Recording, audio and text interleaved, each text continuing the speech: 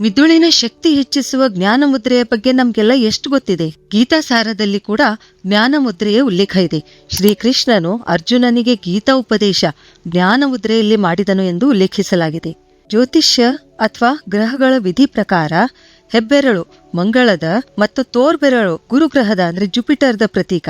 ಈ ಎರಡೂ ತತ್ವಗಳು ಸೇರಿದಾಗ ವಾಯು ತತ್ವ ಹೆಚ್ಚುತ್ತದೆ, ಗುರುಬಲ ಹೆಚ್ಚುತ್ತದೆ. ನಮಗೆಲ್ಲ ಗೊತ್ತೇ ಇದೆ, ಅಗ್ನಿ ಹೆಚ್ಚಾಗಬೇಕೆಂದ್ರೆ ಆಕ್ಸಿಜನ್ ಬೇಕು, ಅಂದ್ರೆ ವಾಯು ಬೇಕು ಎಂದರ್ಥ. ನಮ್ಮ ಹೆಬ್ಬೆರಳೇನಿದೆಯಲ್ಲ ಅದು ಅಗ್ನಿಯ ಪ್ರತೀಕ ಮತ್ತು ಬುದ್ಧಿಯ ಪ್ರತೀಕ.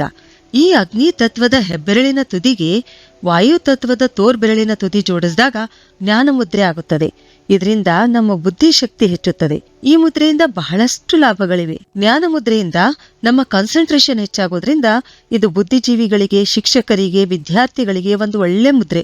ಆದ್ರಿಂದಲೇ ಈ ಮುದ್ರೆಯನ್ನು ಸರಸ್ವತಿ ಮುದ್ರೆ ಅಂತ ಕೂಡ ಹೇಳ್ತಾರೆ. ಇಲ್ಲಿ ಏನಾಗುತ್ತೆ ಅಂತಂದ್ರೆ, ಹೆಬ್ಬೆರಳಿನ ತುದಿಯಲ್ಲಿ ಮಸ್ತಿಷ್ಕದ ಮಜ್ಜೆ, ಪಿಟ್ಯೂಟರಿ, ಪೀನಿಯಲ್ ಗ್ರಂಥಿಗಳ ಕೇಂದ್ರ ಬಿಂದುಗಳು ಇರೋದ್ರಿಂದ ಜ್ಞಾನ ಮುದ್ರೆಯಲ್ಲಿ ಇವುಗಳ ಮೇಲೆ ಒತ್ತಡ ಬೀಳುತ್ತದೆ.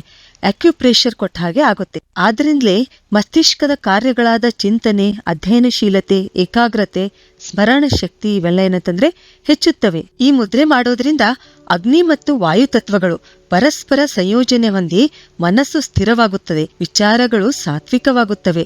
ಆದ್ರಿಂದಲೇ ಈ ಮುದ್ರೆಯನ್ನು ಜ್ಞಾನ ಮುದ್ರೆ ಅಂತ ಕರಿತೀವಿ. ನಿಮಗ್ ಗೊತ್ತಾ, ಈ ಮುದ್ರೆಯಲ್ಲಿ ಎಷ್ಟೊಂದು ಶಕ್ತಿ ಅಡಗಿದೆ ಅಂತಂದ್ರೆ, ನಮ್ಗೆ ಸಿಟ್ಟು ಬಂದಾಗ ತಕ್ಷಣ ನಾವು ಜ್ಞಾನ ಮುದ್ರೆ ಮಾಡಿದ್ರೆ ಸಿಟ್ಟು ಶಾಂತವಾಗುತ್ತದೆ. ಅಷ್ಟೇ ಅಲ್ಲ, ದಿನಾಲೂ ದೇವರ ಪ್ರಾರ್ಥನೆ ಮಾಡುವಾಗ ಜ್ಞಾನ ಮುದ್ರೆಯಲ್ಲಿ ಕನಿಷ್ಠ ಒಂದು 15 ನಿಮಿಷವಾದ್ರೂ ನಾವು ಕುಳಿತರೆ ನಮ್ಮ ದುಶ್ಚಟಗಳನ್ನು ನಾವು ನಿಧಾನವಾಗಿ ಪರಿಹರಿಸಬಹುದು. ತಲೆನೋವು ಮತ್ತು ಮೈಗ್ರೇನ್ ಇದ್ದಾಗ ಜ್ಞಾನ ಮುದ್ರೆ 15 ನಿಮಿಷ, ತಕ್ಷಣ ಇದರ ಬೆನ್ನಿಗೆ ಪ್ರಾಣ ಮುದ್ರೆ 15 ನಿಮಿಷ ಮಾಡಿದ್ರೆ ತಲೆನೋವು ಕಡಿಮೆ ಆಗುತ್ತೆ.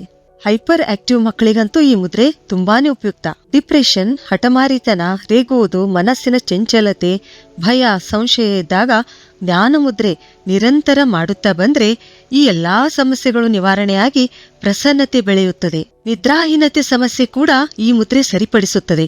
ರಾತ್ರಿ ಮಲಗುವ ಮುನ್ನ ಅರ್ಧ ತಾಸು ಈ ಮುದ್ರೆ ಮಾಡಿದ್ರೆ ಸುಖ ನಿದ್ರೆಗೆ ಜಾರುತ್ತೇವೆ. ರಕ್ತದೊತ್ತಡ, ತೊದಲುವಿಕೆ, ಕಣ್ಣಿನ ತೊಂದರೆಗಳು ಈ ಎಲ್ಲಾ ಸಮಸ್ಯೆಗಳಿಗೆ ಜ್ಞಾನ ಮುದ್ರೆ ಮಾಡೋದ್ರಿಂದ ಸೂಕ್ತ ಪರಿಹಾರ ಸಿಗುತ್ತದೆ. ನರಗಳ ಬಾವು, ಬೆನ್ನು ಉರಿ ರೋಗ, ಹೃದಯದ ಬಡಿತದಲ್ಲಿ ಮಾಂದ್ಯ ಇಂತಹ ಸಮಸ್ಯೆಗಳಿದ್ದಾಗ ಈ ಮುದ್ರೆಯನ್ನು 45 ನಿಮಿಷ ಪ್ರತಿನಿತ್ಯ ತಪ್ಪದೆ ಮಾಡಿದಾಗ ಖಂಡಿತ ಸುಧಾರಣೆ ಕಂಡುಬರುತ್ತದೆ. ಹೃದಯದ ಸ್ನಾಯುಗಳು ಬಲಿಷ್ಠವಾಗುತ್ತವೆ. ಜ್ಞಾನ ಮುದ್ರೆ ಮಾಡೋದ್ರಿಂದ ನಮ್ಮ ನಾಡಿಗಳಲ್ಲಿ ಎಲೆಕ್ಟ್ರೋಮ್ಯಾಗ್ನೆಟಿಕ್ ಪವರ್ ಬಲವಾಗಿ ಚಲಿಸುತ್ತದೆ. ಈ ಮುದ್ರೆಯಿಂದ ನಮ್ಮ ವೋಕಲ್ ಕಾರ್ಡ್ ಅಂದ್ರೆ ಧ್ವನಿಪೆಟ್ಟಿಗೆ ಅದು ಸುಸ್ಥಿತಿಯಲ್ಲಿರುತ್ತದೆ. ಸತತವಾಗಿ ಜ್ಞಾನ ಮುದ್ರೆ ಅಭ್ಯಾಸ ಮಾಡೋದ್ರಿಂದ ಅಧ್ಯಾತ್ಮ ಸಾಧನೆ ಹೆಚ್ಚಾಗುತ್ತದೆ. ಆಜ್ಞಾಚಕ್ರ ತೆರೆಯುತ್ತದೆ. 6th sense ಜಾಗೃತವಾಗುತ್ತದೆ. ಜ್ಞಾನಚಕ್ಷು ಅಥವಾ ಶಿವನ ನೇತ್ರ ಅಂದ್ರೆ ಮೂರನೇ ಕಣ್ಣು ಅಂತ ಏನ್ ಹೇಳ್ತೀವಲ್ಲ, ಅದು ತೆರೆಯುವುದಕ್ಕೆ ಸಹಕಾರಿಯಾಗುತ್ತದೆ. ಇದರಿಂದ ಎದುರಿನ ವ್ಯಕ್ತಿಯ ಮನಸ್ಸಿನ ಭಾವನೆಯನ್ನು ಕೂಡ ನಾವು ತಿಳಿದುಕೊಳ್ಬಹುದು. ಹೆಬ್ಬೆರಳು ಆಂತರಿಕ ಶಕ್ತಿಯ ಪ್ರತೀಕ, ತೋರ್ಬೆರಳು ಹೊರಗಿನ ಶಕ್ತಿಯ ಪ್ರತೀಕ.